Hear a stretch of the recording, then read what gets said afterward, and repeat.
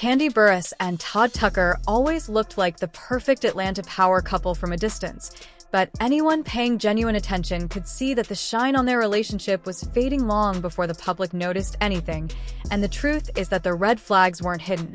They were simply ignored because people love fairy tale endings more than uncomfortable truths. But life doesn't bend to fantasies, and this story proves it. When a woman as accomplished, smart, and business-minded as Kandi quietly removes her husband's last name from her online profile, stops wearing her wedding ring, and appears at major events alone, it isn't some random decision made in the heat of the moment, but the final step in a long process of realizing that a relationship built on shaky ground will eventually collapse. And if we go back to the beginning, long before the 2025 rumors started swirling, we can see how the problems were growing as far back as 2011, the year Todd first entered Kandi's world. At that time, he wasn't a reality star, a producer of shows, or a household figure. He was a production manager working behind the scenes on the Real Housewives of Atlanta, someone managing schedules, lighting, logistics, and all the moving parts that keep a series running smoothly, while Kandi Burruss was already an established Grammy-winning songwriter, a successful entrepreneur, and a key personality on Bravo. And although the cast and fans saw them as a couple with potential, later on, the truth is that Todd didn't even notice Kandi at first, and it was actually Phaedra Parks who spotted him, thought he was charismatic, grounded, and good-looking, and encouraged him to pursue Kandi. But here's where the first quiet warning appeared. When someone needs to be pushed to show interest in you, when they don't naturally gravitate toward you or feel compelled on their own to get to know you, it speaks to a deeper imbalance that can create problems later, because genuine attraction doesn't need a nudge. And although Phaedra meant well by trying to play matchmaker, her involvement created a dynamic where Todd was stepping into something he hadn't truly initiated. During a cast trip to South Africa, away from the cameras and the pressure of the show, Todd and Kandi finally bonded, and once they returned home, they started sleeping together. But even then, Todd wasn't interested in commitment or building a serious future, and he preferred a casual connection, without labels, obligations, or long-term plans, while Kandi was the complete opposite, because she has always been intentional about her life, her relationships, and her goals, and she didn't want another casual situation that went nowhere. So she gave Todd a clear ultimatum. Either they moved towards something meaningful, or they ended whatever was happening between them. Todd decided to commit. But the question that lingers even now is whether he did it out of genuine desire for Kandi or because he understood the opportunity attached to being with a woman so deeply connected to the entertainment industry. And that question grew even louder because the show prohibited crew members from dating cast members, meaning their relationship put Todd's job at risk. And Kandi made it clear that if they were going to be together, he would need to step away from the show and the sneaking around and make their relationship public. And she gave him reassurance that they could build something powerful as a team. Todd eventually quit his job and stepped directly into Kandi's world, a world built by her hard work, her reputation, and her empire, meaning she held the financial stability, the connections, the visibility, and the control. And almost immediately after their romance went public, a woman named Malia came forward claiming she was Todd's girlfriend at the time he got with Kandi, insisting that he had left her without warning to pursue someone with more influence. And she even recalled details that sounded painfully honest, including Todd allegedly calling Kandi names, criticizing her talent, and suggesting he was only physically attracted to her body, while her face was just average to him. And this information, if true, suggests he wasn't entering the relationship with respect or admiration, but with calculation. And she also said that while Todd was publicly playing the role of Kandi's boyfriend, he was still messaging her privately, telling her he missed her, which painted him as someone who kept multiple doors open until he secured the one that offered him the most benefits. Yet despite all of this, Kandi moved forward, and in January 2013, Todd proposed with a 2-carat diamond ring during a New Year's celebration in front of her daughter Riley and her friends, though the media reported that Riley approved of the engagement. Mama Joyce later revealed that Riley privately expressed she didn't like Todd, and while she stayed silent to avoid hurting her mother, her instincts were probably sharper than anyone realized, because children notice tension and inconsistency long before adults admit it.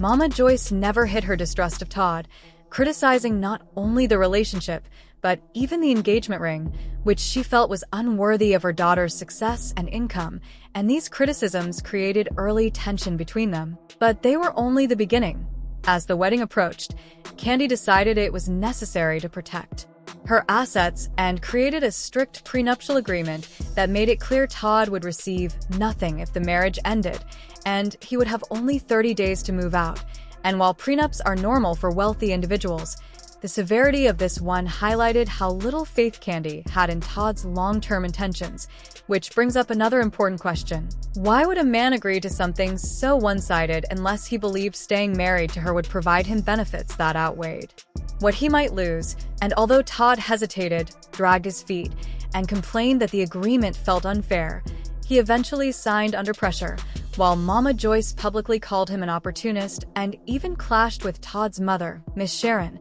creating family tension that never resolved before Miss Sharon's death. Even after the wedding aired on their Bravo special, the underlying cracks became visible. And only months into the marriage, Todd admitted he resented the prenup, feeling belittled by how it positioned him, and this tension spilled into their intimacy, with Kandi revealing that their sex life essentially stopped 6 months after the wedding, which is often a sign of deeper emotional imbalance, especially when a man feels overshadowed or powerless in a relationship. Despite the growing distance, Kandi still wanted to expand their family, but they weren't intimate often enough to conceive. And she openly expressed her frustration, though eventually they managed to work through enough of their issues to welcome their son Ace in 2016 and later their daughter Blaze in 2019 through a surrogate. But even that moment brought new emotional challenges when Todd admitted he struggled to bond with their daughter, creating another layer of disconnect between him and Kandi. Through the years, they continued trying to run businesses together, raise children, and keep up appearances. But resentment, insecurity, ego clashes, and long-standing doubts continued chipping away at the marriage from the inside, and eventually the quiet signs turned into obvious ones when Kandi removed his last name from her social media, stopped wearing her wedding ring, attended events alone, and carried herself like someone who had emotionally moved on long before making it official, proving that sometimes relationships don't collapse all at once. They slowly erode until the final crack becomes too big to ignore. And for Kandi and Todd, that final crack was simply the continuation of a pattern that began the very moment they started dating, a pattern built on imbalance, suspicion, mismatched intentions, and unresolved feelings that were never addressed properly, making the end not shocking at all, but almost inevitable. When a child is born through surrogacy, the connection that typically forms naturally between parent and baby can be delayed or feel less immediate, especially for fathers who don't experience the physical changes and hormonal shifts that come with pregnancy and childbirth. And in Kandi and Todd's case, the distance created by the surrogacy amplified existing issues in their marriage because Todd already felt insecure about his place in the household and his role as a husband, and without the instant bonding moments that often come from holding a newborn, seeing the mother nurture the child, or experiencing the shared milestones of pregnancy, he struggled to feel essential or valued. And rather than confronting those feelings or leaning into his family, Todd tended to withdraw, spending more time away from the home and immersing himself in environments that offered temporary validation, as Kandi noticed almost immediately after their daughter Blaze was born, when he went out clubbing multiple nights in a row, including staying out until sunrise the day after Thanksgiving, and when confronted, he argued that he felt neglected and that Kandi wasn't giving him enough attention, yet the root of the behavior went deeper than needing affection. It was about feeling significant in a family where he increasingly felt invisible, and the avoidance and distance became patterns that reflected his internal struggle with powerlessness and the fear that he wasn't an indispensable part of the household, as he sought recognition in nightlife, parties, and attention from strangers instead of working through the emotional disconnection at home, while Kandi openly expressed concern about his behavior and other issues, including his ownership of a condo in New Jersey that he had purchased with an ex-girlfriend, a property he continued to visit and use whenever he traveled to New York, which made her uncomfortable, especially because reports from other Real Housewives cast members alleged that Todd was using the alias Marvin to meet women, creating an environment of distrust and suspicion that further weakened their bond. And as their business ventures expanded, Kandi realized their marriage was becoming more about work and appearances than emotional connection,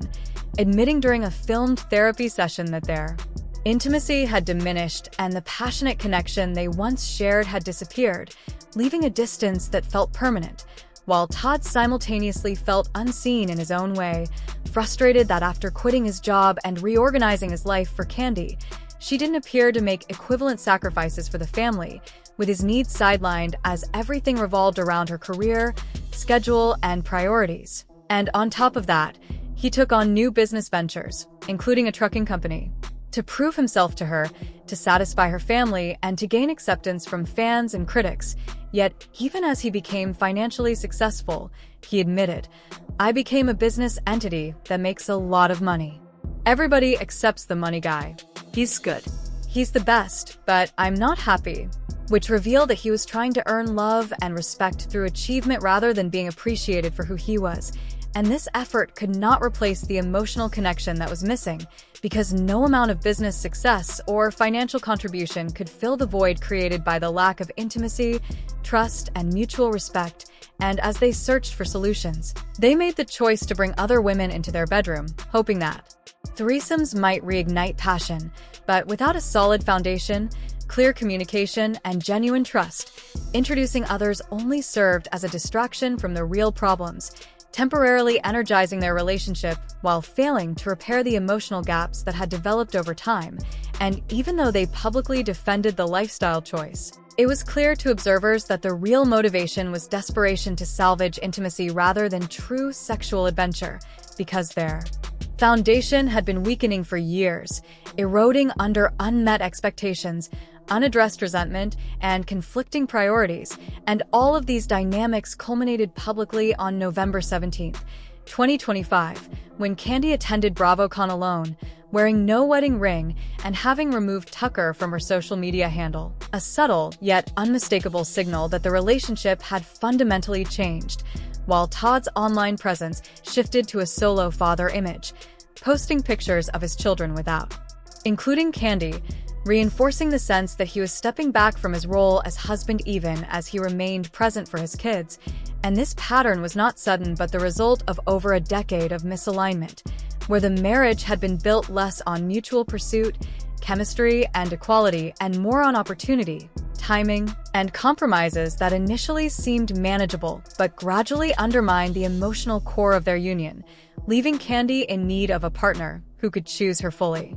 without hesitation, who could respect her success, and who could engage in a marriage built on equality and emotional depth. While Todd seemed caught between proving his worth, asserting his relevance, and navigating a life that often made him feel secondary in the very household he was supposed to lead alongside his wife. And as they faced the likely path toward separation, it became apparent that the healthiest option might not be to force the relationship to survive, but to acknowledge that it had run its course, allowing both of them to co-parent their children with dignity, to heal individually, and to pursue lives that offered them fulfillment and peace without the constant strain. Because the reality is that Kandi and Todd's marriage had been hanging by a thread for years, held together by effort and appearances rather than mutual love, understanding, and partnership. And stepping away might finally give each of them the space to find the kind of connection and stability that had been missing all along, proving that letting go, while painful, can sometimes be the most compassionate and sensible choice for everyone involved.